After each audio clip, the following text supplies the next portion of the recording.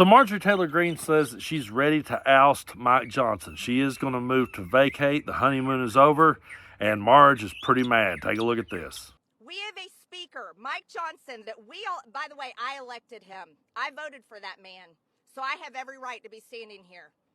It wasn't a choice of America. It was a choice within our Republican conference. And I voted for Mike Johnson because his voting record before he became speaker was conservative. He voted against funding Ukraine. He was solidly pro-life. He voted to secure the border. He voted to fight against Democrats, fight against the witch hunt against President Trump.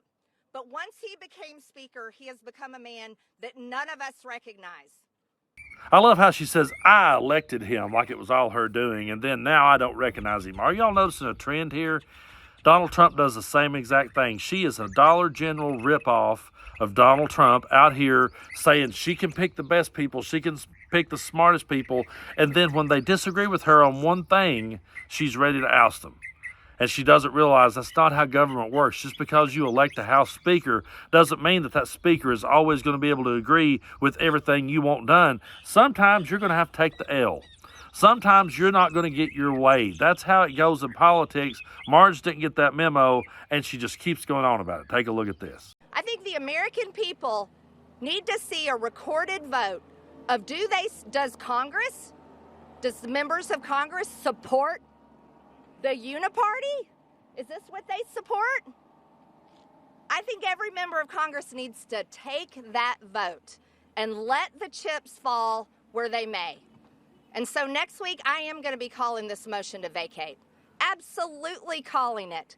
I can't wait to see Democrats go out and support a Republican speaker and have to go home to their primaries and have to run for Congress again, having supported a Republican speaker, a Christian conservative. I think that'll play well. I'm excited about it. No, what I want to see is her have to go home and run on the fact that she's done absolutely nothing. I would like to see her and all these MAGA Republicans run on the fact that they have been the least productive Congress since the Great Depression. They've done nothing but cause total chaos. They can't even agree with their own side. They're all so extreme, they can't even come together and get anything done at all. So she's trying to flip the script here and turn the tables on us. It's actually not going to work because to any moderate or independent voter out there, they're going to look at Marjorie Taylor Greene and see her for exactly what she is.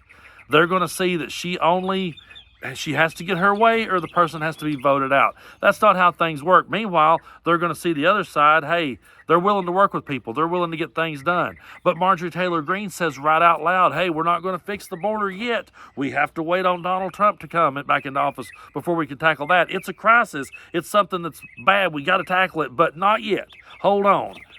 No one should ever take Marjorie Taylor Greene seriously, and this next clip is another exhibit as to why you should never take her seriously, because here she could not have this speech without throwing in a little bit of her WWE influence. Yeah, that's what this is. The uniparty is Make Ukraine Great Again. The uniparty is all about funding every single foreign war. They think this is the business model that needs to be done. There you go. Thank you.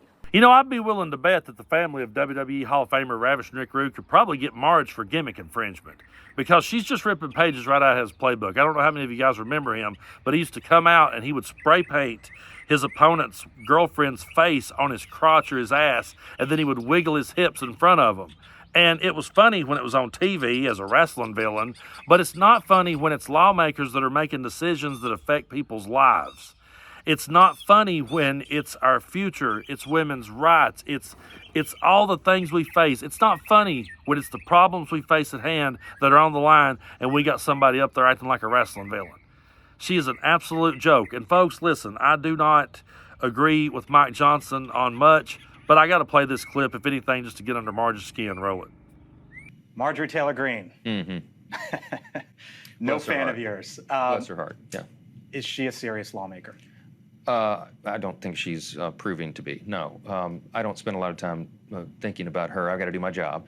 That's probably the only thing that me and Mike Johnson is ever going to agree on. No, you cannot take Marjorie Taylor Greene serious because she's not being serious. She's playing theater.